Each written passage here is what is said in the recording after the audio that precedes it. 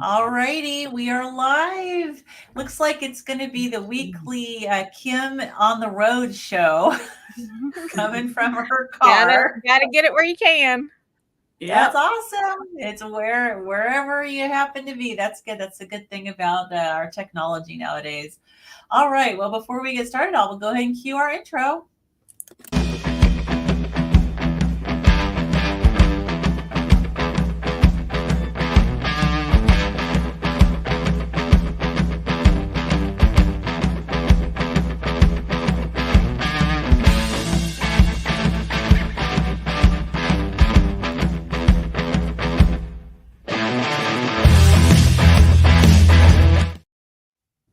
All right. Ready to go. Get pumped up. Yep. Well, I figure we all like rock and metal, so good intro for us. All right. So if anyone's new and has never tuned in, we are three nerdy carnivore chicks, and we are loving science and loving to study, and we're going through this textbook. And it is called Ketogenic, the Science of Therapeutic Carbohydrate Restriction in Human Health. And this is not a book club. This is a study club. We do not read ahead, and we read and take turns reading and discussing as we go. So we're still in chapter 1, and there's a total of 10 chapters of this textbook, and they're so full of information. It's been really, really interesting and really fun. We're going to be doing this study club until 2027, guys. So until we're all old and gray, and so awesome. Okay. So we left off last week at the bottom of page 45, and we're kind of going into talking about the 6 diet goals that were proposed for the dietary goals for Americans that were proposed by the USDA and the McGovern Commission. So we went over goal number 1 last week, which was increase carbohydrate consumption. They wanted us to ramp up the carbs to account for approximately 55 to 60% of total caloric intake.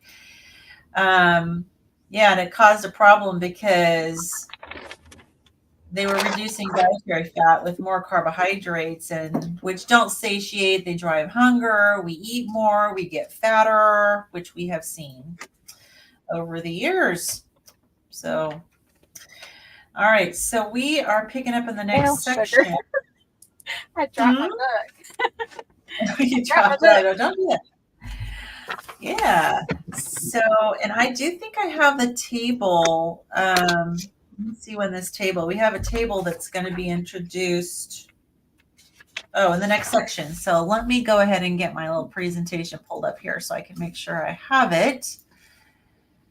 Let's see. Table 1.6, 1.8. Okay, it's going to be that one.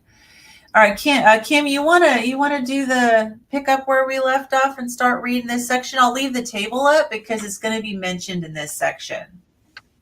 So I read the last time, didn't I? Did you? Yeah. Oh, Carrie, if you want to start, you can start. Where did we end off exactly? Do you remember? 1.3.9.1.1 at the end of page 45. Okay, so I was thinking I read that, did I not? Oh well, it didn't matter. Okay. Yeah, so who's gonna read? Okay. If you want to start, you can. Carrie, awesome. Okay. Yeah. 1.3.9.1.1 Biological reality number 1. Humans have no essential requirement for carbohydrate. That includes fiber. Yes. There are essential proteins and fats that humans cannot synthesize, but no essential carbohydrates. The human brain has an essential requirement for carbohydrate of between 25 and 100 grams per day, but the human liver can produce more than enough glucose to cover the brain's glucose requirement without any need for ingested carbohydrate. Table 1.7 extends this argument by showing the functions of the three dietary macronutrients: carbohydrates, proteins, and fats. Note that carbohydrates have only one function, which is to act as an energy source. Carbohydrates cannot build muscles, bones, brain, liver, or heart. And so then, of course, beneath the table 1.7, it says an obvious consequence of basing a diet on a macronutrient that serves only one function in the human body is that this carbohydrate-heavy diet will be deficient in key nutrients, which will produce negative health consequences.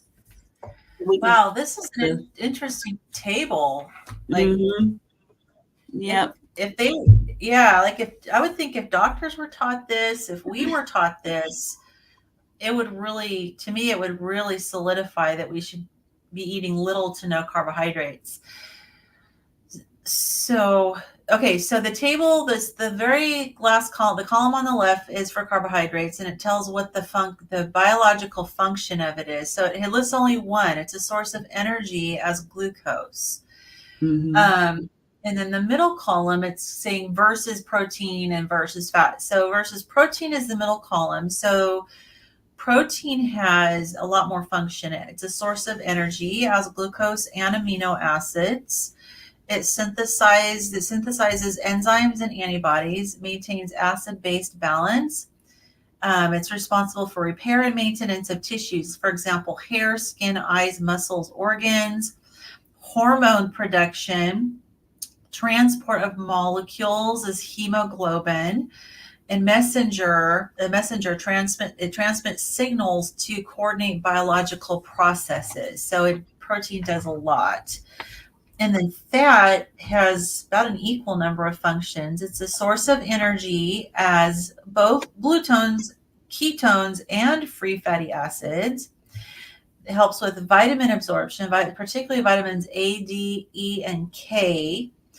I have to wonder with people who don't eat much fat, like they're missing the fat, they must be getting deficient because there's some vitamins that are fat soluble. So they need to be taken or eaten, consumed in the presence of dietary fat. So maybe this is why people who are in a super low diet really do need to supplement.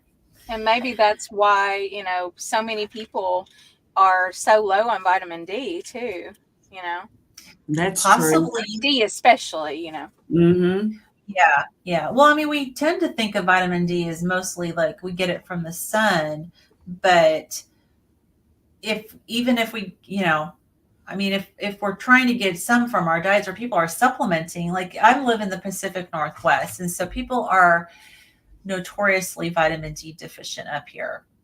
I mean, most people aren't outside long enough to even get it from the sun these days, Yeah. And the sun is not as, strong up here, and there's a little more cloud cover. And so we, up here, we're always told, make sure you take your vitamin D supplement. But if people are on a low fat diet, it's not absorbing very well. Yeah. Unless you take it with fat. So fat also, it serves as a structural material for cell tissues and cell membrane. It helps in hormone production. It's chemical messengers between the cells, prostaglandin formation, which has a role in inflammation, pain, fever, and blood clotting. It preserves the integrity of the blood-brain barrier in the form of the omega-3s, and it provides insulation. So that's a pretty interesting list of benefits from protein and fat versus carbohydrates. And honestly, the only thing that carbohydrate does, protein and fat also do. Yeah. And then I think it's also important to explain that the word essential doesn't just mean how we are accustomed to it meaning, like essential. When we hear that, it actually has a meaning in medicine, and that means that it's something that we cannot synthesize inside of our body. So the reason why carbohydrates aren't essential is not because we don't need sugar. it's because our body can literally make the sugar that we need out of whatever we feed it, So That's an excellent point to make. And Yeah. it'll make the amount that you need. You won't have excess. I mean, there might be some rare, strange medical conditions with hormonal issues or something. But I mean, just in general, if you're eating, protein and a lot of good fat, good fatty meat, you're going to get, your liver is going to make that glucose that you need, and it'll make what you need, and you're not going to have too much to where it spikes up your insulin or anything like that. It'll regulate itself like I said, in normal circle. I'm sure somebody could comment and say, well, not with. So just want to say there might be some exceptions, but. Yeah, but for the vast majority of people who have an appropriately functioning liver, and it's doing its job, it'll make the glucose that you need. And so it's interesting because not having eaten any carbs now it's been over 15 months. I feel better without eating carbs. So, and it's probably because I was eating fewer of these other two food categories before. I mean, there were lots of times where before I became carnivore, I really didn't eat a whole lot of meat. And I didn't eat very much dietary fat at all. So I had like a low protein, low fat, high carbohydrate diet. And I felt horrible all the time. And when I look at this table, I'm going, okay, well, it kind of explains all of these functions. I wasn't feeding my body the nutrients that it needed in order to perform these functions well. And it really explains why there are a lot of health conditions where people, just because they aren't getting the nutrients that they need, and they lose their hair, for example, or their skin has problems. I mean, or any number of things, hormonal issues, because they're not getting the appropriate protein and fat, and because largely because we've just been told we need to eat all these carbohydrates and that's healthy, and they pay attention to the LDL cholesterol, and you can look terrible, but you've got great LDL, and you feel terrible, but your LDL is awesome. So, yeah. Right. Yeah. Okay. All right. Interesting. I'll pull that down for now. Okay. All right. Okay. I'll take, Kim, you want to take the next section? You go ahead. Okay. So we'll go in reverse order. Okay. So the next section is 1.3.9.1.2. So biological reality number 2. And the second chart is up in this section. So I'll put that chart up. We got lots of charts over the next handful of pages.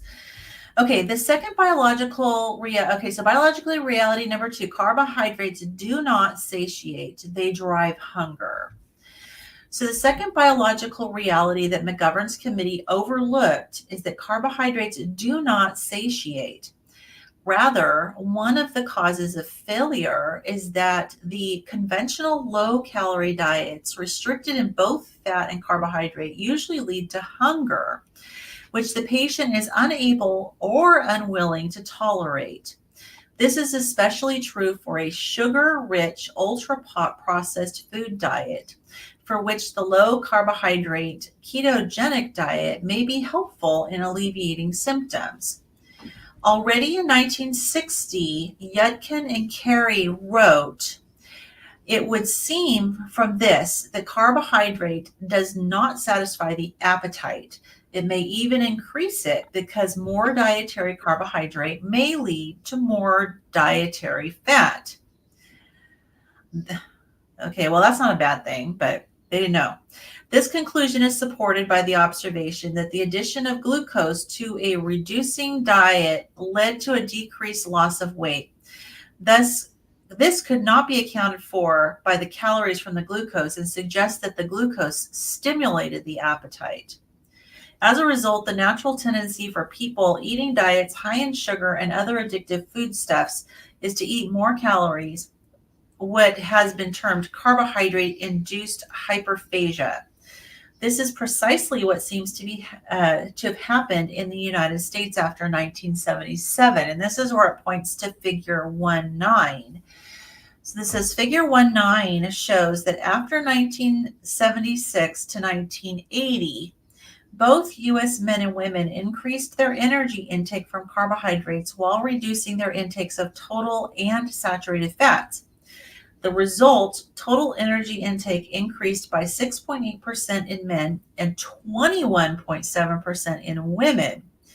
This increase is more than sufficient to explain the dramatic increase in obesity and subsequent type 2 diabetes rates in U.S. men and women beginning after 1980.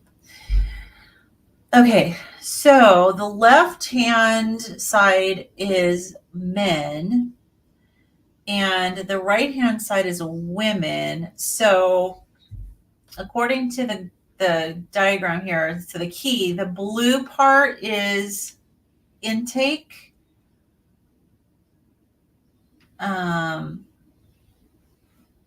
Total intake, I guess. Does that make sense, you guys? And then the red is carbohydrates, the orange is fat, and the yellow is saturated fat. So not sure exactly what all it's trying to say here. Do you guys know how to interpret this? So this is from the NHANES study, right? Yeah, the NHANES study. So on the very left, it says energy / intake in kilocalories. So the intake increased in both men and women.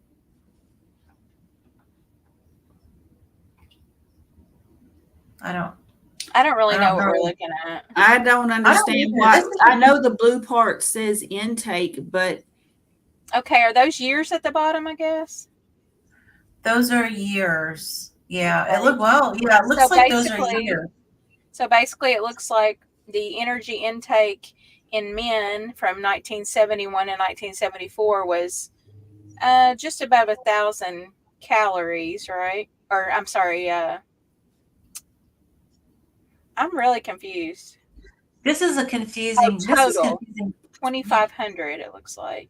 Yeah, and then it kind of stayed there, and then it went up. And then it went up to about, well, a little bit less than 3,000 is what it looks like, and then it kind of went down again, like maybe 2,700, and then maybe like 2,600. Maybe if I read the next section, we'll know what it's talking about. Yeah, because I'm still kind of confused as to what the blue part is signifying. I understand the elements like carbohydrates, fat, and saturated fat. But yeah, it's just what the a really confusing chart. Means. Yeah. This is a really confusing chart, and there's a whole bunch of little numbers up there too that I don't know. Okay, let's see.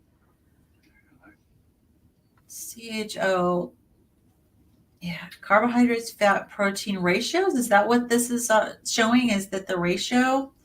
It has 3 numbers. I don't know. Let's keep reading and see if it'll start making. I was going to say maybe they'll refer to the chart in the reading somewhere. Yeah. Okay. Yeah. So 1.3.9.1.3, biological reality number 3, high carbohydrate diets produce a cataclysmic metabolic storm in those with insulin resistance. The final biological reality, of which McGovern's committee was understandably unaware, was perhaps predictable since it was only just beginning to be studied. It is that high carbohydrate, low-fat diets produce a cataclysmic metabolic storm in those with insulin resistance. See also section 1.2, insulin resistance, a unifying feature of chronic disease.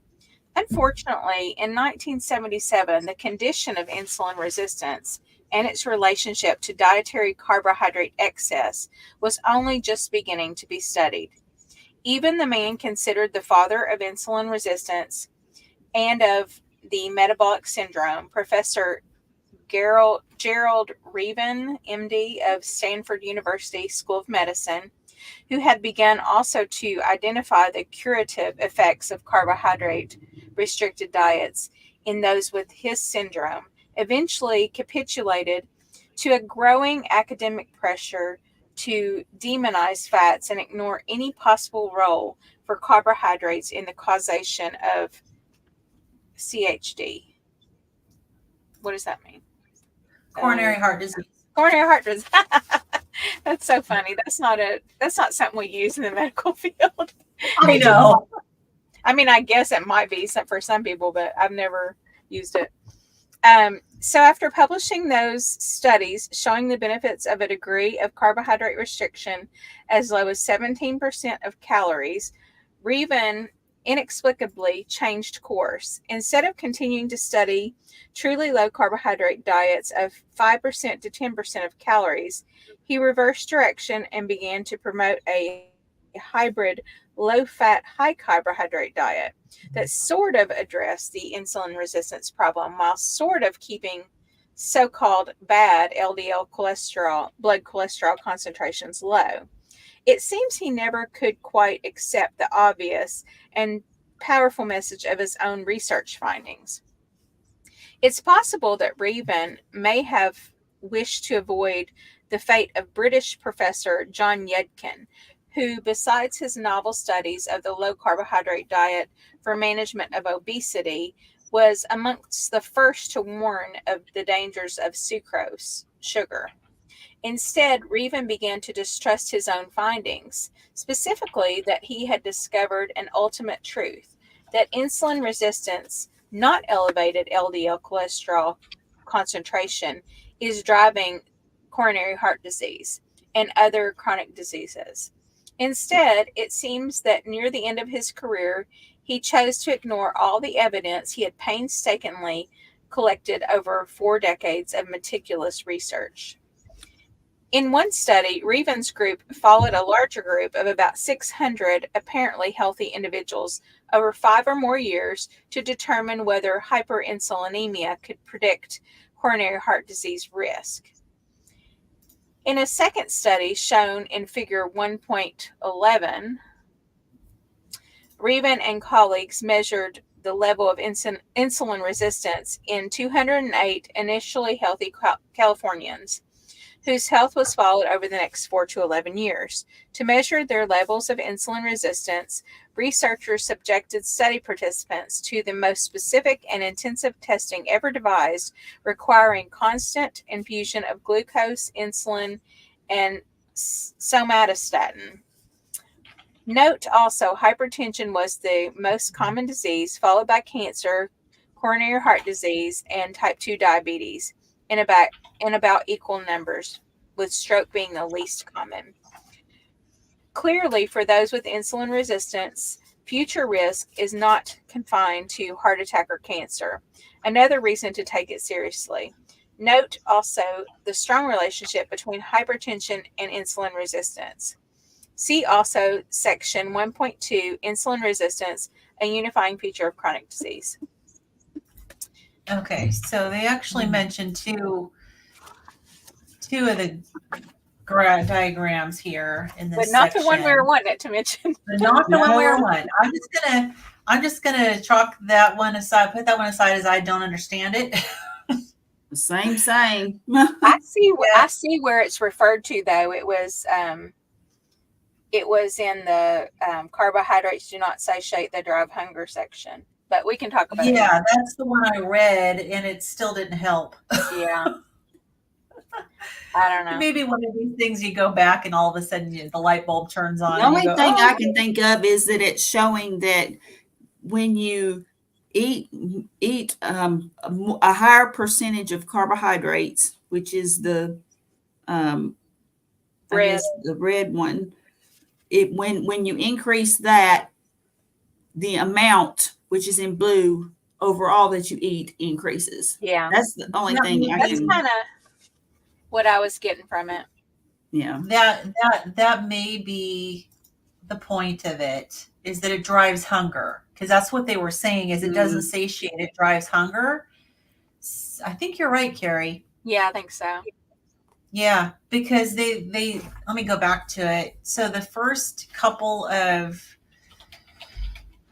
time frames, the intake was pretty steady. It was flat on all the colors, and then looks like the fats still remained flat throughout all 4 time frames for both men and women. The only thing that actually increased was the red part, which was the carbohydrates. I wish my fats would remain flat.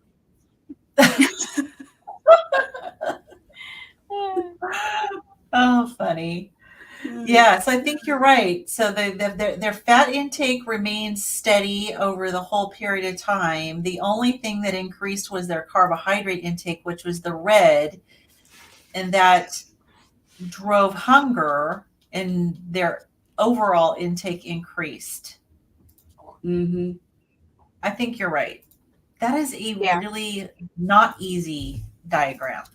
But it almost directly correlates, That's wild. Yeah. Yeah. Interesting. I Although- think if they hadn't filled it in, because I was taking it as a whole rather than as different data points. I was thinking of the data points as stacking on top of each other, not as each as an individual point.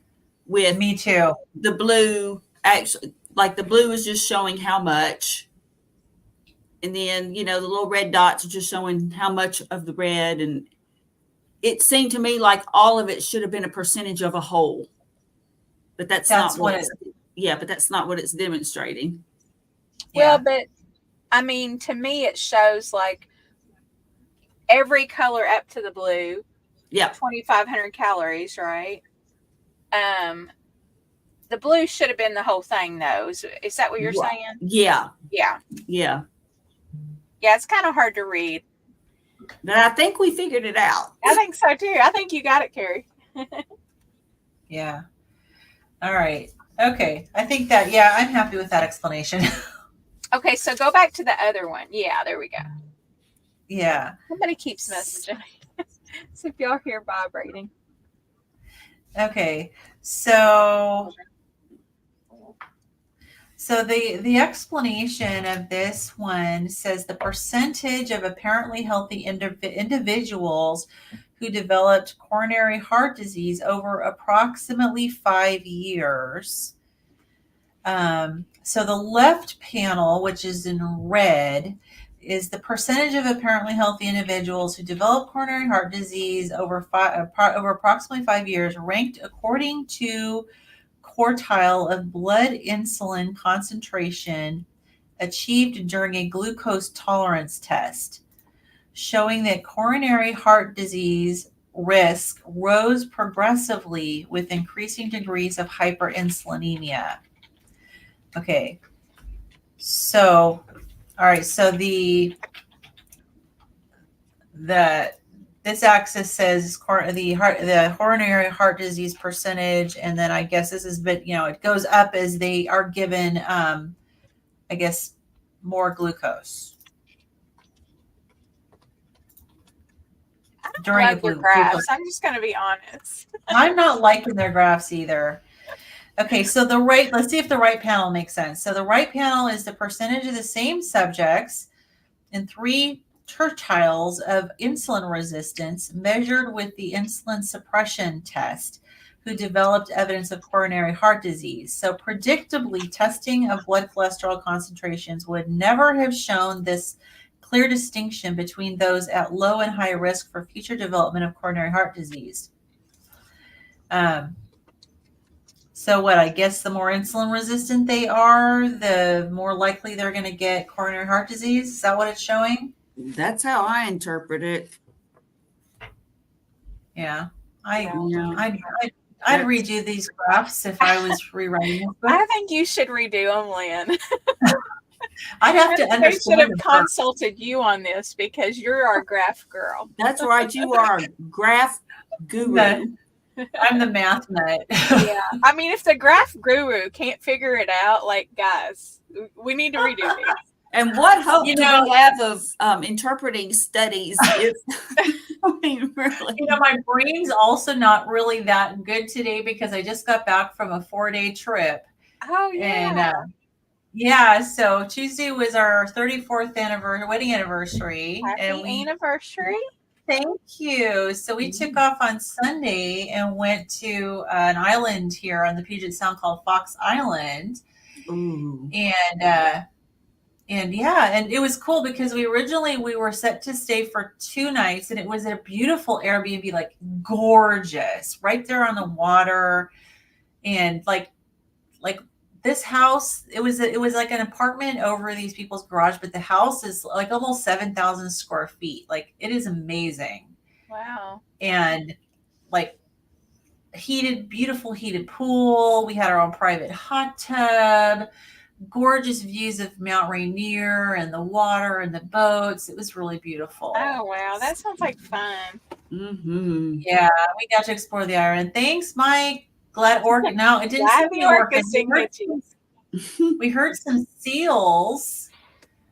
So I'll go back and take a look. So Pete, says, I appreciate you being out there because goodness knows it's risky and sketchy and dicey. Yes, it is. That's for sure. What's up? All right. Hey. Hey, what's up? Kim now live in her van by the river.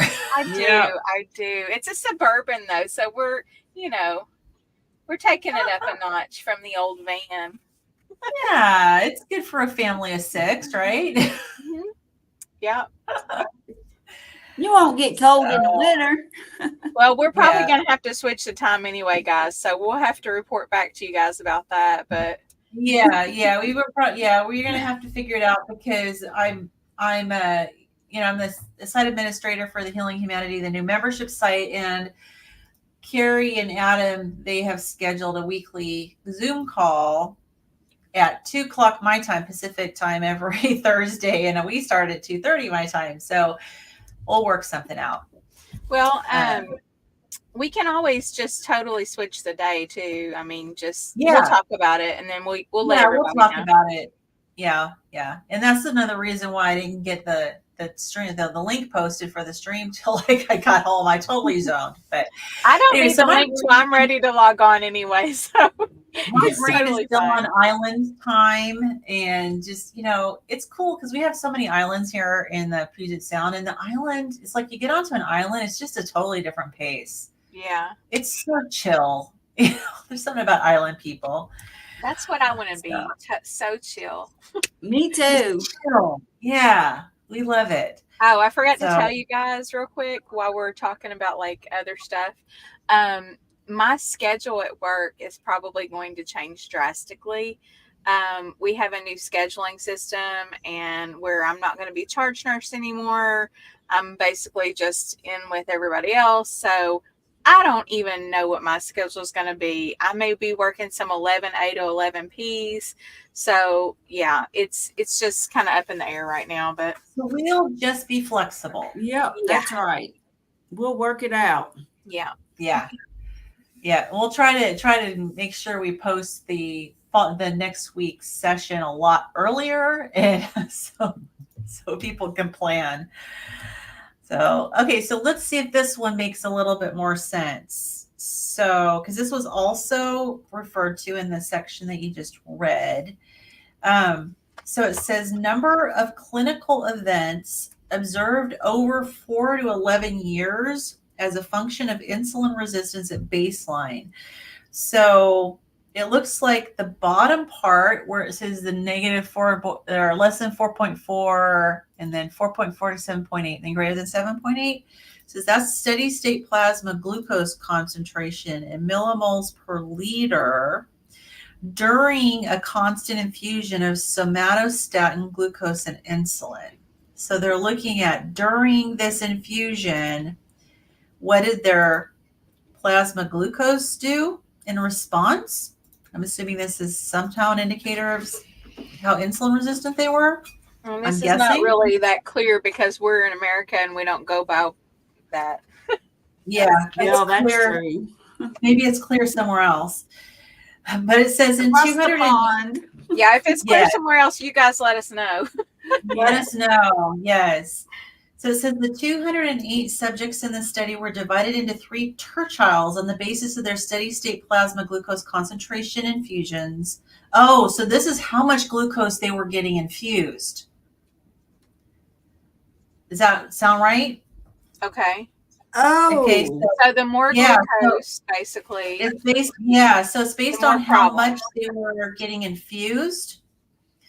So it says based on the basis of their steady state plasma glucose concentration infusions during the laboratory experiment, they were followed for between 4 and 11 years to determine who developed any of the 5 listed chronic diseases.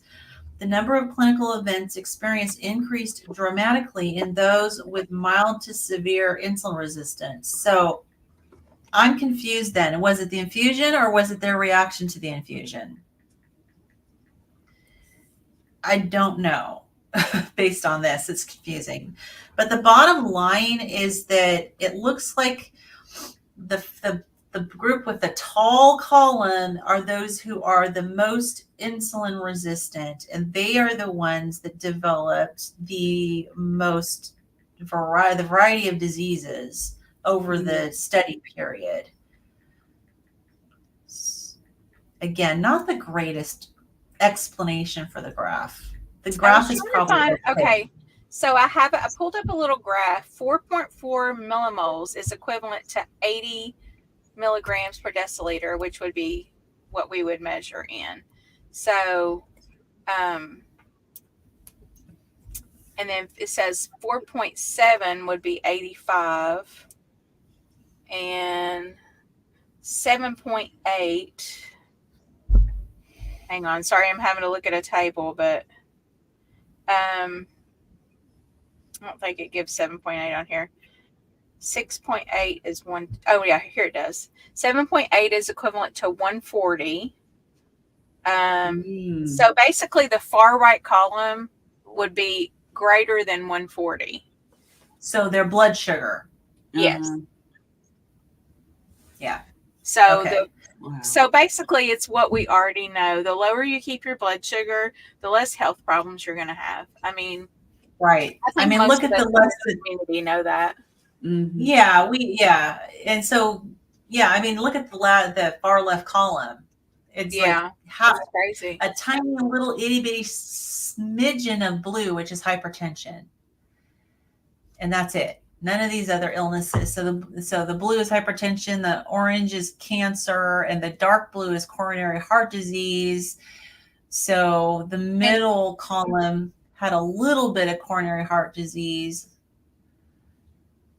And Lynn, this is interesting too. Like thinking back about my CGM readings and my hemoglobin A1C, and you know how I was telling you I didn't think that was accurate.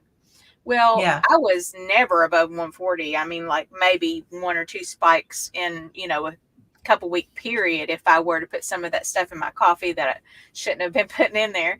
But this just goes to show that like these people aren't getting diabetes if they're below 140 on the regular. You know what I'm saying? Right. And it's taken, you would have to be staying at or above 140. Yeah. To see diabetes. So mine asked, were they being infused or just followed for 11 years? It sounds like they were being infused. Yeah, it's an infusion. It sounds like it says steady state plasma glucose concentration during constant infusion of somatostatin, glucose, and insulin. What is somatostatin? I can't remember. I don't remember either. I mean, is it a statin medication? It is a cyclic peptide well known for strong regulatory effects throughout the body, also known by the name of growth hormone inhibiting hormone. So it's a growth hormone inhibitor. It function to prevent the production of other hormones in your endocrine system and certain secretions in your endocrine system. I don't really understand why they were given that. Maybe just to keep, Yeah. maybe to keep the other That's hormones what from interfering or something. I don't know. maybe that's what I was wondering is why are they giving that? But yeah, maybe so they don't get interference with other hormones. I Yeah, don't because you know. know how Maybe like that's- all these different hormones come into play. I don't know. It's just a yeah. guess. Mike says that's not ethical. They're killing people for science. Weird. Yeah. Yeah. But this was how Definitely. many years ago? This is wasn't this referring back to the studies like back in like 1960 or something like that? Yeah. When did they say this study was done? Because there wasn't it Reven who was doing these, and Reason and colleagues. Yeah. yeah, and so he was disregarding much of his own work to kind of move into the higher carb theory or way, because he was afraid he would meet Yudkin's fate, or that's speculated, but that's probably Well, true. they were under a lot Yeah. of pressure, peer Mhm. pressure. Yeah. So, yeah, interesting. So I think this was done like in the 60s. So I think there was a little more. I mean, if people volunteered, they would just do it. I mean, now I'm not so sure that would fly. Yeah. All right. Okay, Carrie, you want to grab the next section here? All right. The next section being 1.3.9.1.4. How hyperinsulinemia produces the visceral obesity that is the key to the pathology of the insulin resistance syndrome. High carbohydrate diets produce persistently abnormal elevations in blood insulin concentrations, hyperinsulinemia, in those with insulin resistance. Persistent hyperinsulinemia in turn partitions ingested fat and excess carbohydrate into subcutaneous and visceral fat stores. Included in visceral fat is fat accumulated ectopically, where it doesn't belong, in muscles, the pancreas, and the liver, the latter causing non-alcoholic fatty liver disease. Some people believe that once ectopic fat content of the liver and pancreas exceeds an individual's personal fat threshold, type 2 diabetes becomes inevitable. So then it talks about figure 1.2 illustrating the process is currently understood. And boy, there's a lot of arrows and Okay, let me pull that one up. That's going to be a fun one. yeah, there's a lot. There's a lot going on there. Oh, gee, that's a big All old of these, I don't even know where to begin. Like, Maybe we it's should just keep numbers. reading. I think so too, because this is crazy. Yeah. So the key Hey, take a screen, guys. Look at it while we're reading. Take a screenshot and then come back and refer to this because and it may zoom make more in. sense.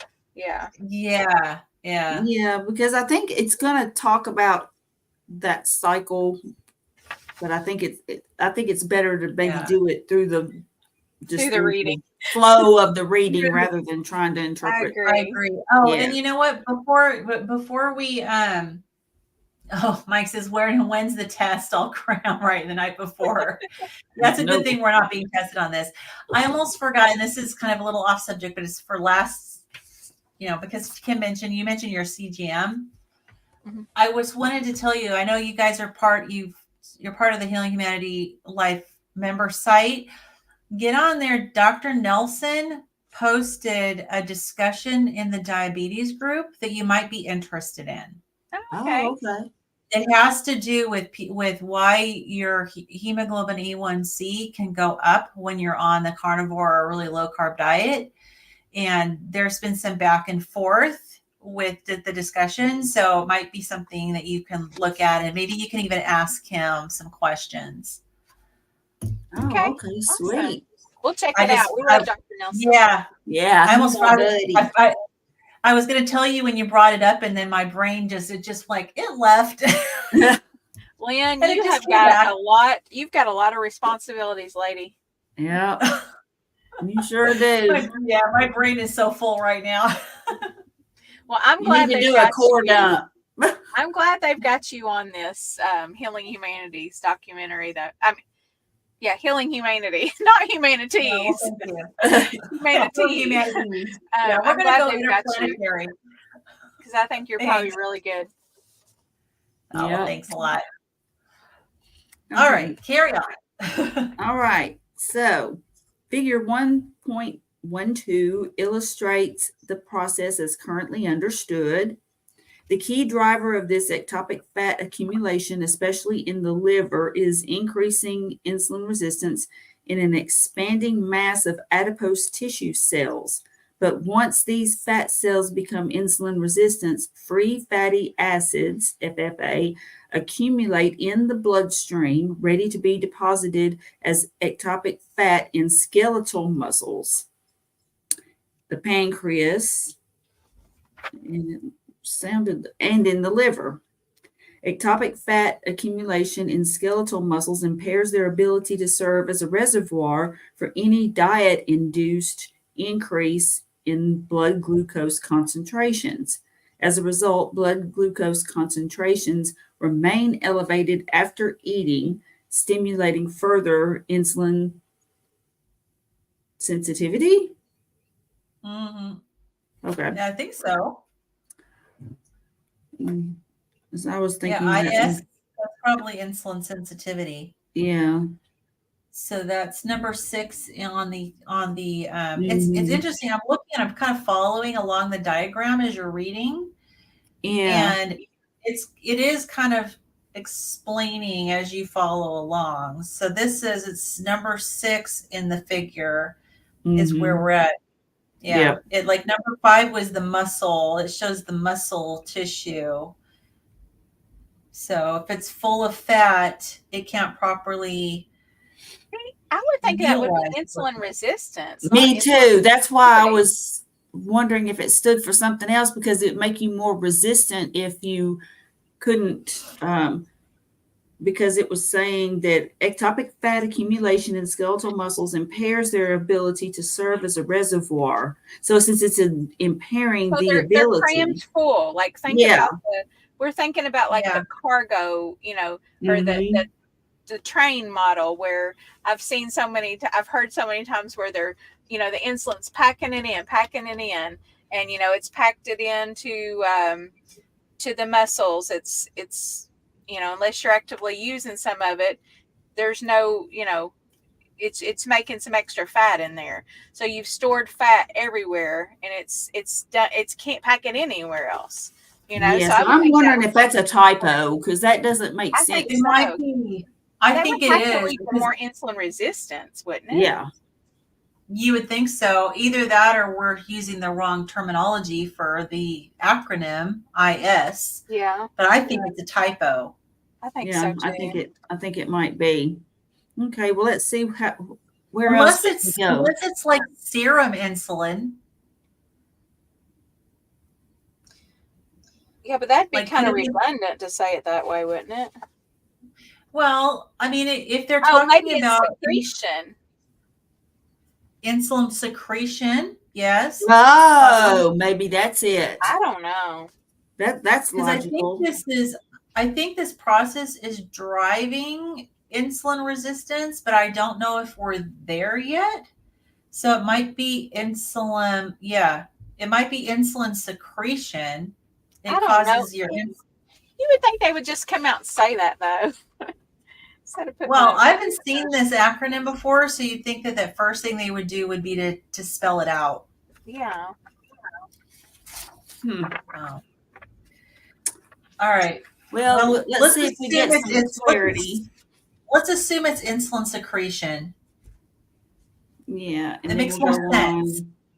Even as they release free fatty acids, 7 in figure 1.12, the increasingly insulin-resistant adipose cells retain their ability to grow yet fatter.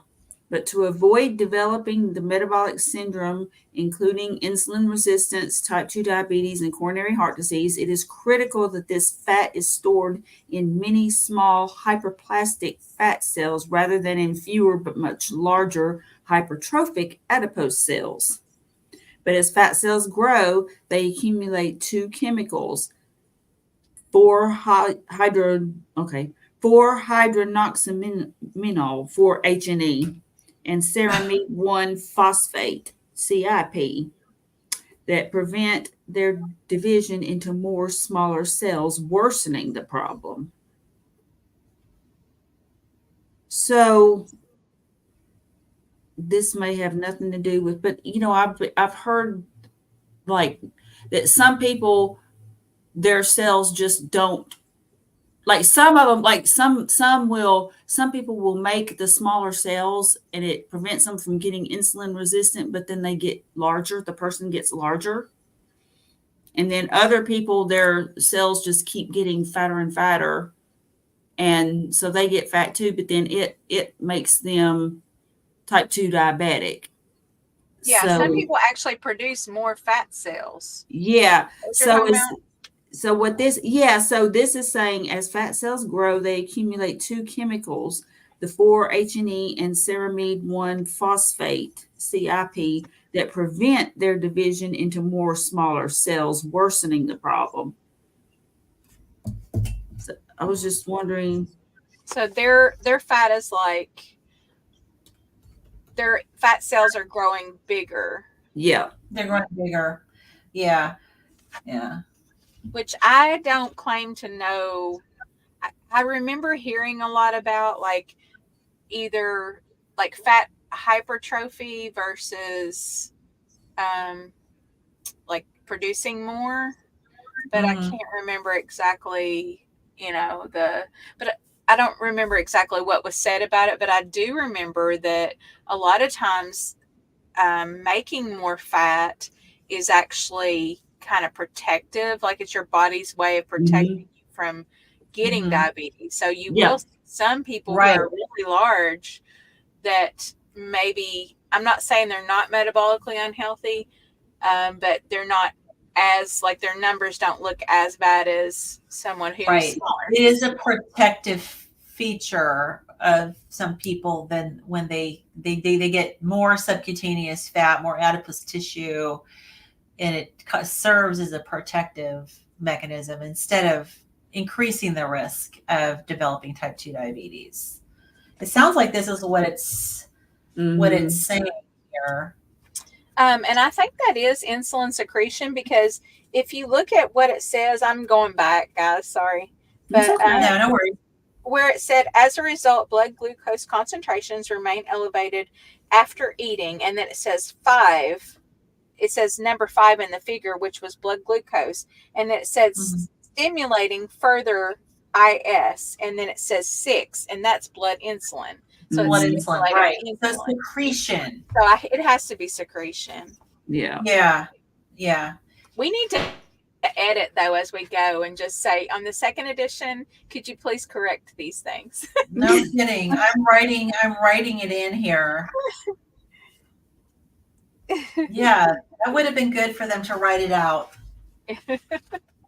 Yeah, please we're just not only going to read the book, but we're going to break it apart as we go. That's right. We're going to critique. Okay, so these larger fat cells promote the secretion of a range of inflammatory molecules, including the cytokines, 8 in figure 1.12, which act on the liver, pancreas, skeletal muscles, and brain to interfere with insulin signaling, worsening insulin resistance and producing central obesity.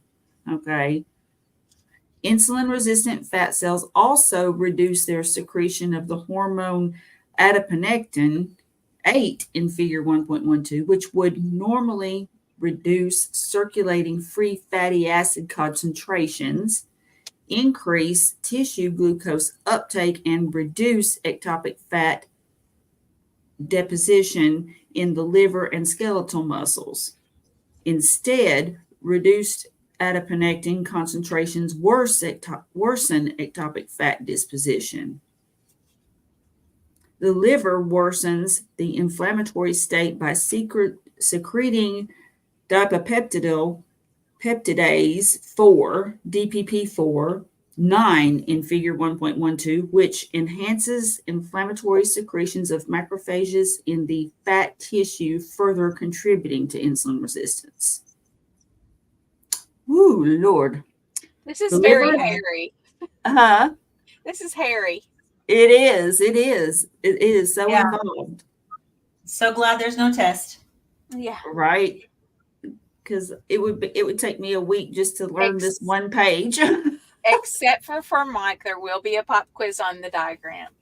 Yes. Well, there will. the interesting thing is that the input, and this is just kind of looking at it from a high level, the input up at the top left corner is they have 3 factors here on this process: your environment, a high carbohydrate diet, and genetic factors. So obviously we're focused on the high carbohydrate diet, which is one of the things you can control very well, and that's kind of driving this process. Mm-hmm. So it's very complex and complicated, but it's driven. One of the driving factors is a high carbohydrate diet. Yeah. Yeah. So the liver attempts to cope, 4 in figure 1.12, by exporting fat in the form of VLDL-C triglyceride, 10 in figure 1.12, the other bad cholesterol to which few refer. Excretion of the triglyceride limits the extent to which liver insulin resistance increases, since liver insulin resistance increases progressively with increasing ectopic fat content. So yeah, I mean, basically you're getting fatty liver, and as a result, your liver is not going to work right. Mm-hmm. All right. Let's see. The enzyme lipoprotein lipase in blood capillaries clears the triglyceride that the liver secretes, 10 in figure 1.6, from the bloodstream, but insulin resistance reduces the activity of this enzyme. Instead, the VLDL lipoprotein transfers its triglyceride cargo to HDL-C lipoproteins. This produces HDL-C particles that are more rapidly cleared from the bloodstream. As a result, blood HDL-C concentrations fall, an undesirable result according to the model that HDL-C is the good cholesterol. All right. Okay. This effect explains why Revan was amongst the first to identify that a high carbohydrate diet may be detrimental for those with insulin resistance because it raises blood triglyceride concentrations while lowering blood HDL-C concentrations. Low carb, high fat. Yeah. Mm-hmm. And I did notice that when I went on the carnivore diet, HDL started creeping up and triglycerides went down. Yep. It had the opposite effect of that. Mm-hmm. Mm-hmm. So, yeah, and he says like low carb, high fat diets do the opposite. Already in the late 1950s, Albrink had drawn attention to the finding that high blood triglyceride concentrations were more likely to be linked to coronary heart disease than were elevated blood cholesterol concentrations, a contention that Peter Coe had also found and had linked to high carbohydrate diets. So they knew this in the 50s. We knew they knew this a long time ago, but yet everybody was still so focused on LDL cholesterol. Mm-hmm. Thus, this mechanism explains why a key diagnostic marker of insulin resistance severity is an increase in blood triglyceride concentration and simultaneous reduction in HDL concentration, together with type 2 diabetes and other markers of insulin resistance, including the lipoprotein insulin resistance score. That ratio is one of the best markers of the extent to which coronary atherosclerosis develops, but it only gets worse. The more fat in the liver, the more insulin resistant the liver, and the more damaged are the LDL-C particles that result. The majority of those particles are small and dense, known as pattern B. These LDL particles are the truly bad cholesterol, as they are especially prone to oxidative damage with the production of arterial damaging oxysterols. These particles place anyone with insulin resistance at a greater risk of coronary heart disease. Let's see, and this is in 11 in figure 1.12. Carbohydrate restriction. Atherogenic dyslipidemia is 11. So yep, that's atherogenic is the arteries, right? Yep. Yeah. So carbohydrate restriction, on the other hand, produces the opposite pattern with larger LDL particles. Another effect of increasing liver insulin resistance is to release the brake insulin normally exerts on the liver glucose production. As a result, the liver begins to overproduce glucose, raising blood glucose concentrations. The diagnostic feature of type 2 diabetes, and that's number 12 in figure 1.12. The hyperglycemia is toxic, especially to the pancreatic cells, number 13 in figure 1.12, and is known as glucose toxicity, 14 in figure 1.12. So, okay. Uh-huh. Oh boy, we're getting close to, yeah. So our liver is going to respond because when it's fatty, we've developed fatty liver, we've developed insulin resistance. Our liver is going to respond by producing more glucose. It sounds like this is independent even of how much we're consuming. Is that am I reading that right? Yeah. I believe, because it's not saying that it's at this point in the process, it's not saying that it's necessarily the carbohydrates that are making the liver produce more glucose. It's the condition of the liver itself. Yeah, because at a certain point, the liver is just not going to work right. And so at that point, I mean, depending on how far you go, you might be at the point of no return. Right, because it says that and I don't know that it can be reversed if you just stop, but it may take a little bit of while for the liver to heal if you heal the insulin resistance in the fatty liver. But it says here the other effect of increasing insulin resistance is to release the brake insulin normally exerts on liver glucose production. So your liver isn't paying attention. Mm-hmm. It has lost that brake. There's no brake to its glucose production, so it just keeps producing. Yep. So ultimately, this hyperinsulinemia cannot be sustained. The pancreatic cells fail, 14 in figure 1.12, and the blood glucose concentrations rise, causing glucose to appear in urine and the fasting glucose concentration to exceed 6.5 millimeters per liter, I guess is what that is, or 117 milligrams per deciliter. When this happens, the diagnosis is full-blown type 2 diabetes.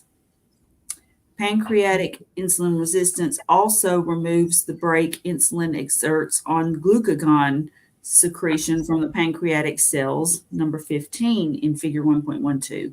Increasing the blood glucagon concentrations further increases liver glucose production. Blood glucose concentrations rise further, stimulating yet more insulin secretion, and that's 12 in figure 1.12. It turns into this cycle. Mm-hmm. Like a vicious cycle.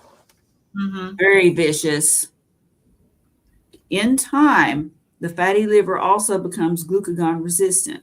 The ultimate effect is to increase blood amino acid concentrations that feed back to the pancreas.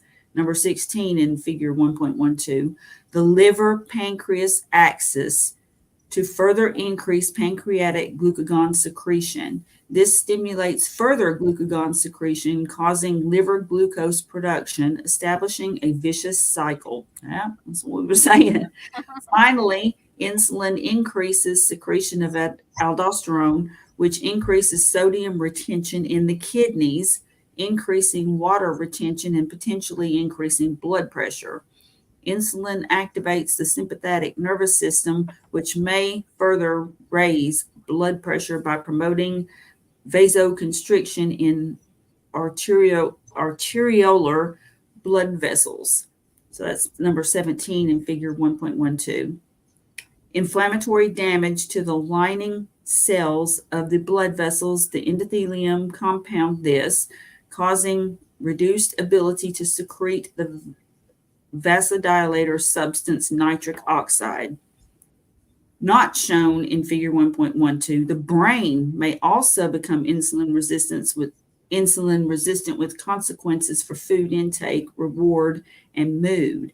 Brain insulin resistance causes hyperphagia, anxiety, and depressive-like behavior, and compromises the dopaminergic system. Yeah.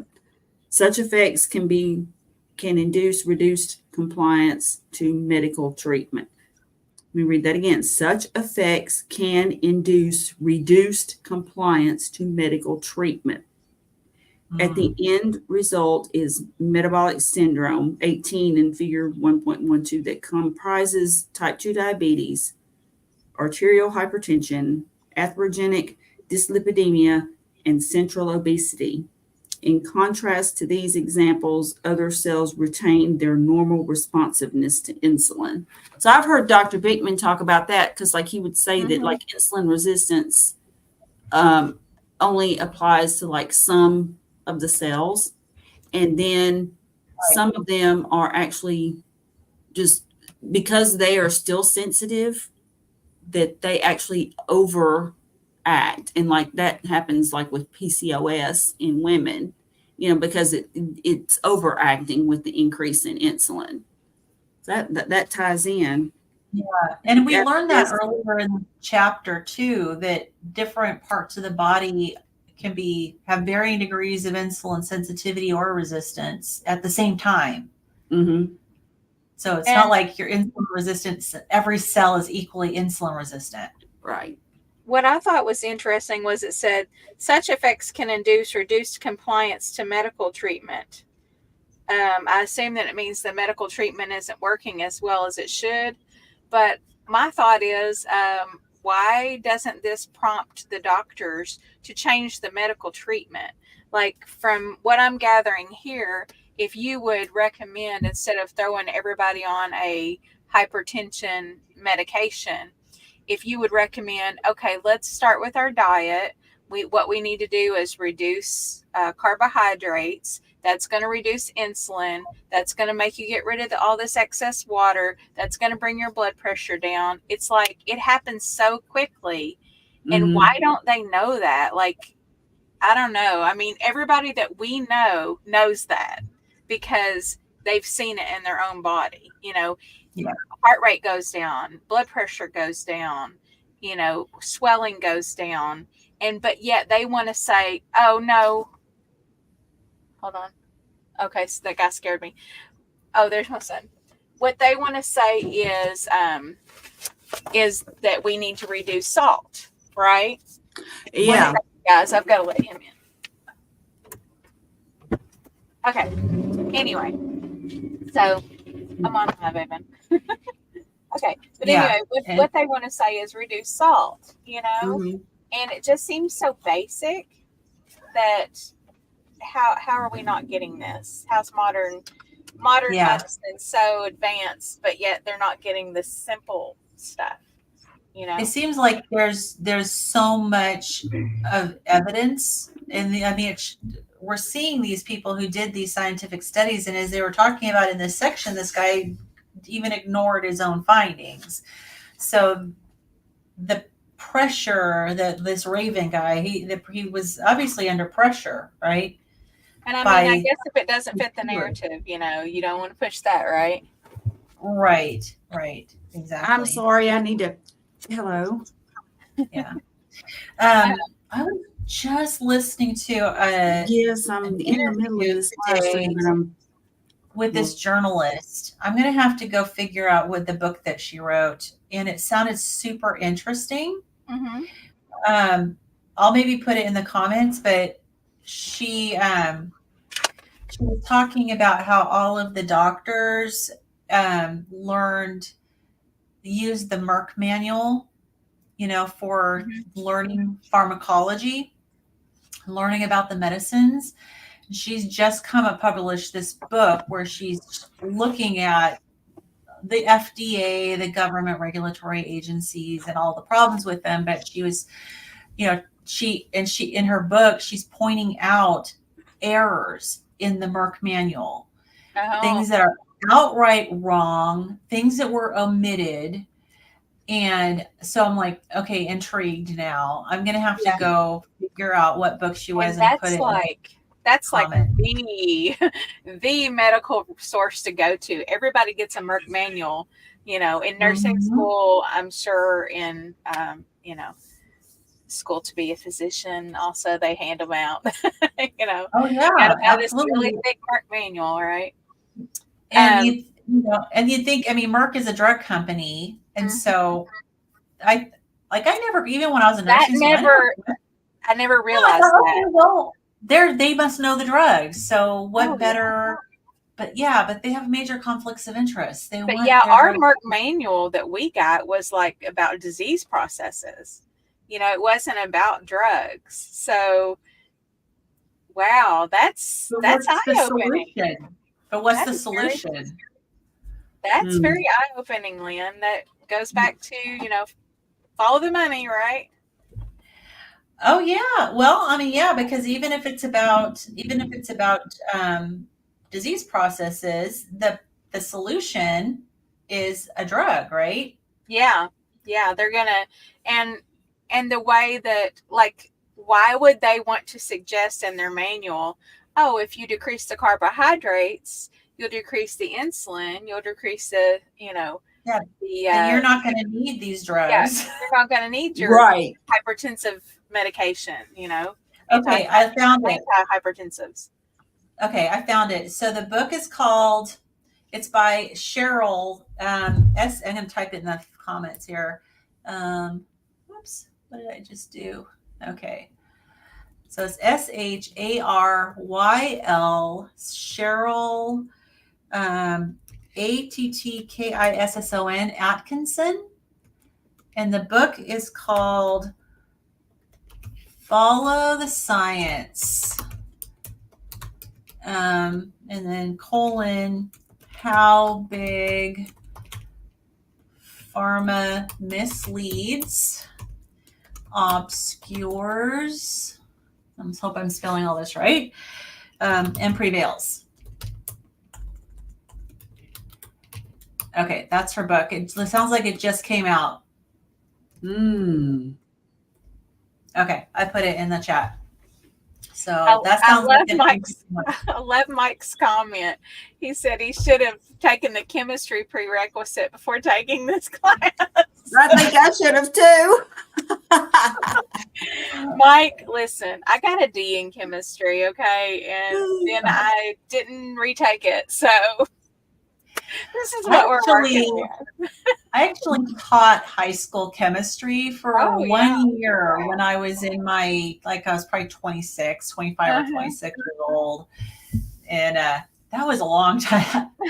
That was 30 years ago. So, Well, guys, my son is finished with his class, so I have to head out. So, yes.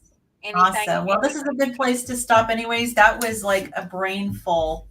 Okay. So, we'll let you know when we're going to meet next. Right. We're going to decide. And thanks for joining us. Yeah, thanks, guys. It was so good to see everybody. Yeah, nice to see you guys. We'll see you next time. Okay. Bye-bye, y'all. All right.